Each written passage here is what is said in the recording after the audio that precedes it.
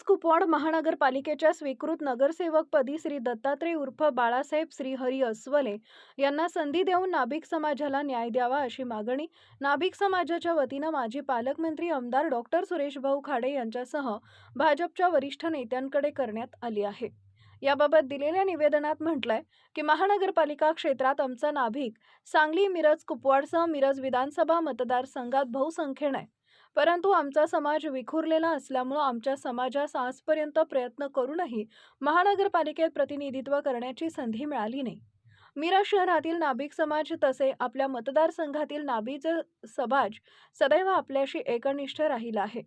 मिरज शहरातील आमच्या समाजाचे श्री दत्तात्रय उर्फ बाळासाहेब श्रीहरी अस्वले हे भारतीय जनता पार्टीच्या व नाभिक समाजाच्या जिल्हा व शहर संघटनेच्या माध्यमातून राजकीय व सामाजिक क्षेत्रात सदैव अग्रेसर राहून काम करत असल्यानं सर्वांचे परिचित आहेत। तसेच त्यांनी भारतीय जनता पार्टीच्या मिरज शहर ओबीसी सेलचे अध्यक्ष म्हणूनही काम केलंय। तर यावेळी आमच्या समाजास स्वीकृत नगरसेवकपदी संधी द्यावी अशी आपणास विनंती करत आहोत।